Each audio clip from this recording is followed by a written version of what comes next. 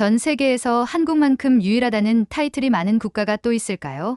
한국은 식민지 경험을 했던 국가 중에 유일하게 선진국으로 발돋움한 국가이며 원조를 받던 처지에서 원조를 해주는 국가로 발전한 유일한 나라입니다. 세계 3대 강국을 발바닥에 뗄 만큼도 생각하지 않는 이상한 나라, 한국에 대해 남다른 애정을 가지고 연구해온 한 미국인 교수가 있습니다. 그가 말하는 한국인들만의 남다른 독특한 자신감에 대한 이야기를 지금부터 자세하게 들어보시죠. 시작하기 전에 구독과 좋아요는 이미 누르셨죠? 감사합니다. 그럼 이야기를 시작합니다. 안녕하세요. 저는 하버드 대학교에서 역사와 사회학을 가르치고 있는 존 브래들리 교수입니다. 한국이라는 나라에 대해 강의할 기회가 많았고 수년 동안 한국을 연구하며 그 역사와 문화를 깊이 있게 탐구해 왔습니다. 저는 미국인이지만 개인적으로 한국에 대해 큰 애정을 가지고 있습니다. 사실 제 관심은 단순히 학문적인 차원을 넘어선 것입니다. 한국에서 직접 경험한 일들과 많은 한국인 친구들과의 대화가 제 연구에 깊은 영향을 미쳤기 때문입니다. 처음 한국을 알게 된 건 20년 전 한 연구 프로젝트 때문이었습니다. 당시 저는 전 세계에서 식민지 지배를 겪은 나라들이 어떻게 그 경험을 극복하고 경제적, 정치적으로 성장했는지를 비교 연구하고 있었습니다. 그런데 그 과정에서 한국이 유독 눈에 띄었습니다. 많은 나라들이 외세의 침략을 받고 오랜 기간 식민지 지배를 받았지만 그 중에서 한국은 독특하게도 세계적인 선진국으로 도약한 유일한 사례였습니다. 특히 역사 속에서 한국인들이 보여준 저항 정신과 끈기 있는 태도는 연구자로서 저에게 큰 충격을 주었습니다. 전 세계를 둘러보면 한국만큼 유일이라는 타이틀을 많이 가지고 있는 나라도 드뭅니다. 한국은 식민지 지배를 겪은 국가 중 유일하게 선진국 반열에 오른 나라입니다. 또한 원조를 받던 나라에서 원조를 해주는 나라로 발전한 유일한 국가이기도 하죠. 이런 특별한 경험 덕분일까요? 한국은 다른 나라들과는 조금 다른 독특한 면모를 보입니다. 예를 들어 한국인들은 강자에게는 강하고 약자에게는 관대한 태도를 가지고 있습니다. 미국이나 일본 같은 강대국을 상대로 기죽지 않고 오히려 그들에게서 이익을 얻어내는 모습도 흔히 볼 수 있습니다. 전 세계를 통틀어 이런 태도를 보이는 국가는 한국이 유일하다고 해도 과언이 아닙니다. 하지만 제가 한국을 더욱 깊이 이해하게 된 계기는 몇 년 전 미국 내에서 한 가지 사건을 겪으면서부터였습니다. 당시 저는 미국의 한 대기업에서 초청을 받아 인종차별과 사회적 다양성에 대해 강연을 하게 되었는데요. 그 자리에서 아시아계 직원들이 겪는 차별 문제에 대해 이야기하는 시간이 있었습니다. 몇몇 직원들이 자신이 겪은 차별 사례를 공유했는데 공통적으로 나타난 점이 있었습니다. 대부분의 아시아계 직원들이 직장에서 차별을 경험했다는 것이었죠. 그런데 이상하게도 그 자리에서 유일하게 차별을 경험하지 않았다고 말한 사람들이 있었습니다. 바로 한국 출신 직원들이었습니다. 그들이 말하길 자신들은 직장에서 어떠한 차별도 받지 않았을 뿐만 아니라 오히려 핵심적인 역할을 맡고 있다고 했습니다. 그들의 발언은 저에게 큰 의문을 남겼습니다. 같은 아시아인인데 왜 한국인들만 다르게 대우를 받는 걸까? 왜 한국인들은 다른 아시아인들과 달리 차별에서 자유로울 수 있었던 걸까? 저는 그 이유가 궁금해졌고 그날 이후 한국인들의 행동 방식과 태도에 대해 더욱 관심을 가지게 되었습니다. 그래서 저는 한국인 동료들을 유심히 관찰하기 시작했습니다. 그들이 일터에서 어떻게 행동하는지, 어떤 말을 사용하는지, 그리고 어떤 가치를 중요하게 여기는지를 자세히 살펴보았습니다. 얼마 지나지 않아 저는 한 가지 공통점을 발견하게 되었습니다. 한국인들은 약자에게는 관대하고 강자에게는 단호한 태도를 보인다는 것이었습니다. 예를 들어 한국인들은 동남아시아나 인도 출신 직원들과의 대화에서는 늘 존중의 태도를 보였습니다. 그들이 조금 서툴게 영어를 구사하거나 실수를 해도 웃으며 넘어가고 겸손하게 대하는 모습이 눈에 띄었죠. 반면 서양 국가 출신의 고위 관리자들이 무례한 행동을 하거나 차별적인 발언을 할 때는 전혀 다른 모습을 보였습니다. 한국인들은 절대로 침묵하거나 수동적으로 굴하지 않았습니다. 오히려 당당하게 의견을 표명하고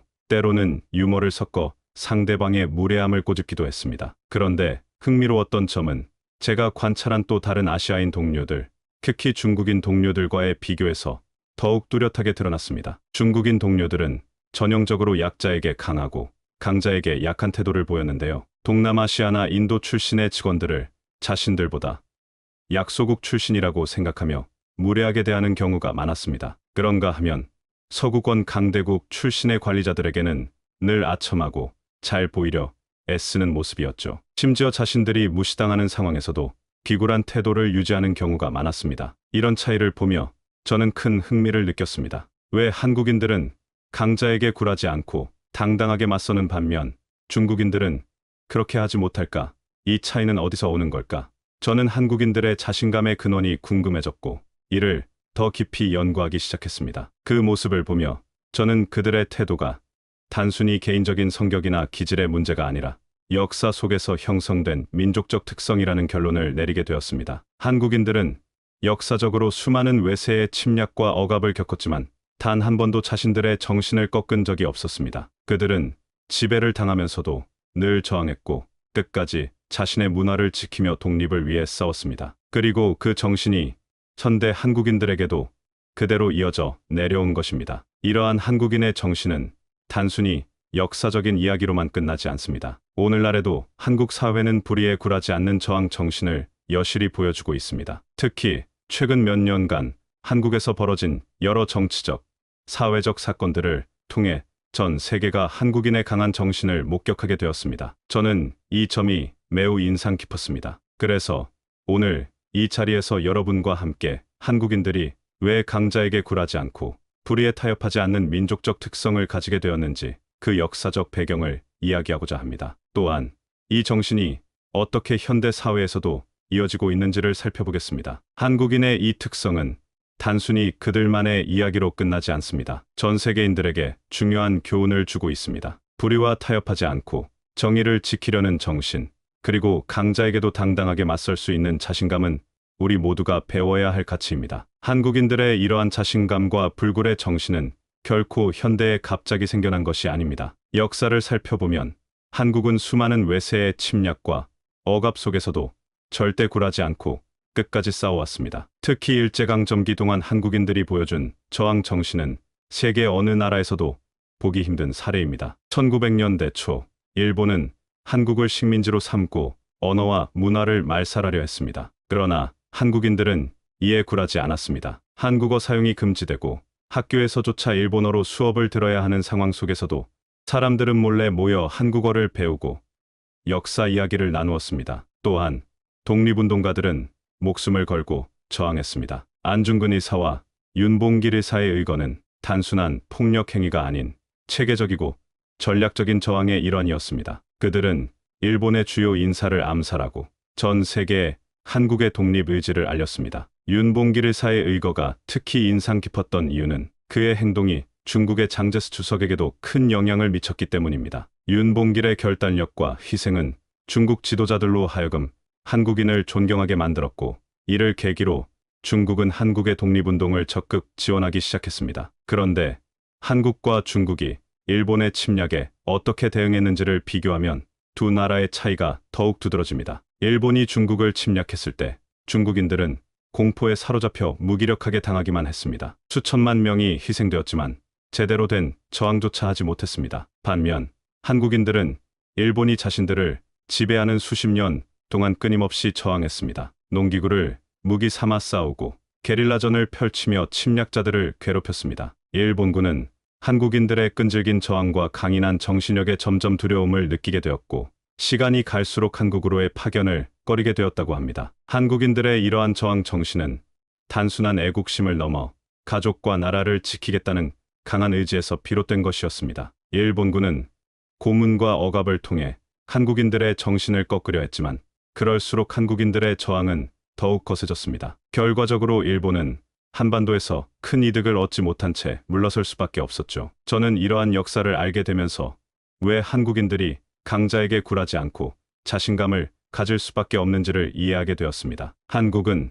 단 한 번도 완전히 멸망한 적이 없는 나라입니다. 그들의 역사 속에서 이어져 내려온 강한 정신력과 저항의 DNA가 현대 한국인들에게도 깊이 뿌리내려 있는 것입니다. 이 점이 바로 한국을 세계에서 독보적인 나라로 만드는 중요한 이유라고 생각합니다. 역사 속에서 이어져 온 한국인의 불굴의 정신은 단순히 과거에 머무르지 않았습니다. 이 정신은 현대 한국 사회에서도 매우 강하게 나타나고 있습니다. 그 대표적인 사례가 바로 2016년의 촛불혁명입니다. 당시 한국 사회는 부패한 권력층의 비리와 부정으로 인해 큰 혼란에 빠졌습니다. 많은 국민들이 실망과 분노를 느꼈지만 놀랍게도 그들은 단순한 분노의 표출에 그치지 않았습니다. 대신 그들은 거리로 나와 평화로운 시위를 통해 정의를 요구했습니다. 촛불을 든 수백만 명의 사람들이 서울 광화문 광장을 가득 메웠습니다. 그들은 폭력을 사용하지 않고도 자신의 목소리를 냈고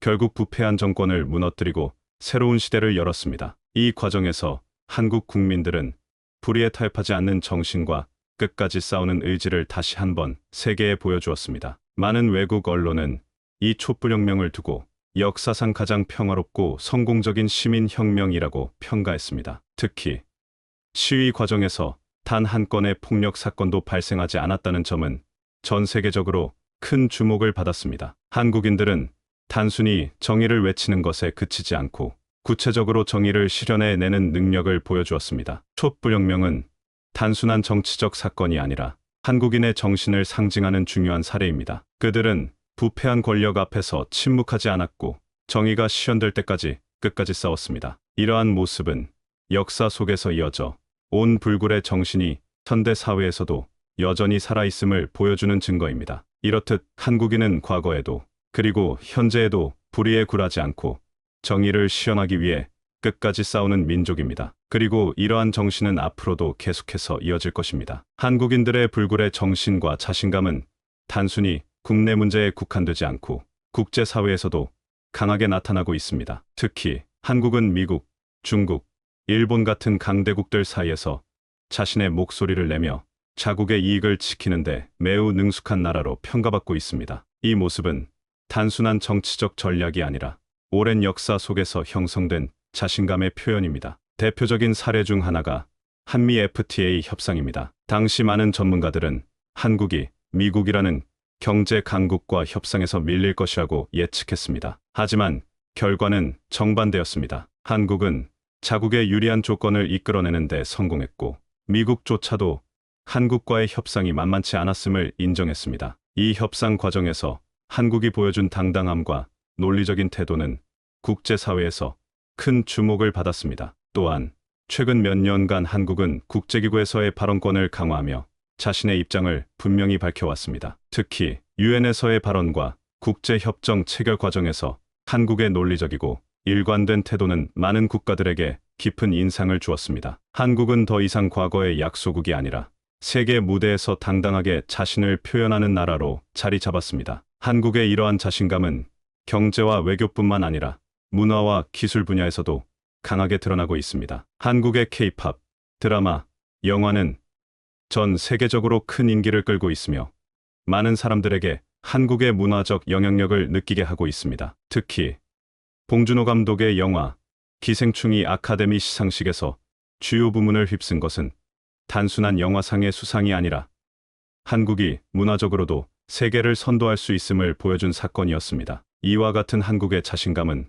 국제사회에서 존경과 관심의 대상이 되고 있습니다. 한국은 강대국들 사이에서도 흔들리지 않고 자신의 가치를 지키며 동시에 약소국들에게는 존중과 지원을 아끼지 않는 나라로 평가받고 있습니다. 이러한 모습은 역사 속에서 이어져온 강자에게는 강하고 약자에게는 관대한 태도와 일맥상통합니다. 오늘날 국제사회에서 한국이 보여주는 당당함은 단순한 경제적 성장의 결과가 아닙니다. 이는 역사 속에서 형성된 불굴의 정신과 저항 정신이 현대에 이르러 구체적인 성과로 나타난 것입니다. 한국은 과거의 고난을 발판 삼아 이제는 세계 무대에서 당당하게 자신의 목소리를 내는 나라로 자리 잡았습니다. 이제 한국은 더 이상 과거의 약소국이 아닙니다. 오히려 많은 나라들에게 희망과 영감을 주는 국가로 자리매김하고 있습니다. 이 모든 것이 바로 한국인들이 가진 불굴의 정신과 자신감 덕분이라고 생각합니다. 한국이 세계에서 주목받는 이유는 단순히 경제적, 군사적 측면에서만이 아닙니다. 현대 사회에서는 소프트 파워, 즉 문화와 기술을 통해 세계를 이끄는 힘이 중요해졌습니다. 그리고 한국은 이 분야에서 두드러진 성과를 내며 새로운 리더 국가로 자리 잡고 있습니다. 먼저 기술 분야를 살펴보겠습니다. 한국은 전 세계에서 가장 빠른 인터넷 속도와 뛰어난 정보통신 기술을 보유하고 있는 나라로 유명합니다. 특히 삼성전자와 LG전자 같은 글로벌 기업들이 한국을 대표하는 기술 강국으로 이끌고 있죠. 미국의 실리콘밸리에서도 한국의 기술을 높이 평가하고 있으며 많은 스타트업들이 한국과의 협력을 모색하고 있습니다. 하지만 한국의 진정한 소프트 파워는 기술뿐만 아니라 문화 분야에서도 강력하게 나타나고 있습니다. K-팝, 드라마, 영화는 이제 단순히 아시아를 넘어 전 세계적인 팬덤을 형성하고 있습니다. 특히 BTS와 같은 아이돌 그룹은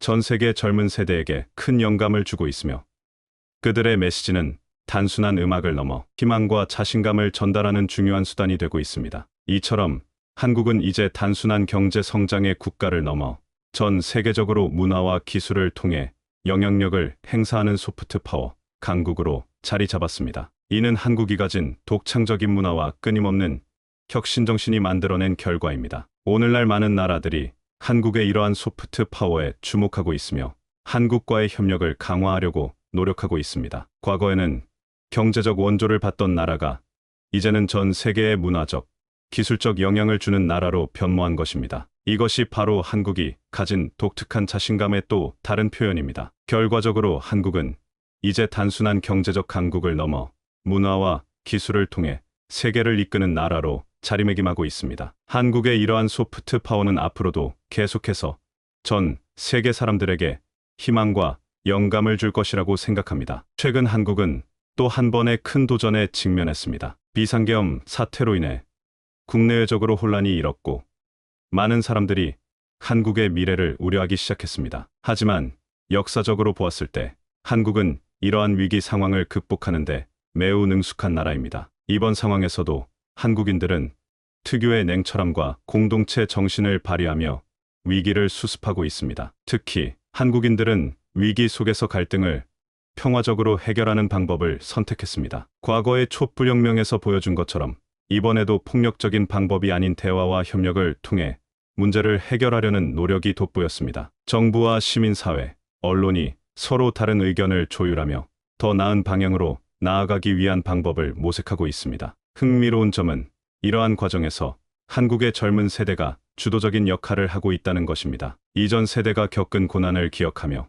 젊은 세대는 더욱 적극적으로 목소리를 내고 사회적 변화의 주체로 나서고 있습니다. 이는 한국 사회가 과거의 위기에서 배운 교훈을 바탕으로 더 나은 미래를 만들어 가고 있음을 보여줍니다. 국제사회에서도 한국의 이러한 대응 방식은 많은 관심을 받고 있습니다. 여러 외신들은 한국인들의 성숙한 시민 의식과 평화로운 문제 해결 능력을 높이 평가하며 다른 나라들에게도 귀감이 될 수 있는 사례로 주목하고 있습니다. 한국인들의 이러한 대응은 단순한 문제 해결을 넘어 한 단계 더 발전된 사회로 나아가기 위한 과정이라고 할 수 있습니다. 과거에도 그랬듯 한국은 이번 위기를 통해 더욱 강해지고 더 나은 미래를 만들어 나갈 것입니다. 한국인들이 가진 불굴의 정신과 끈기 있는 태도는 앞으로도 그들을 더욱 발전된 방향으로 이끌 것입니다. 결국 한국의 역사는 단순한 과거의 이야기가 아니라 현재와 미래를 위한 교훈을 담고 있습니다. 이번 비상계엄 사태를 극복하는 과정에서 한국인들은 다시 한번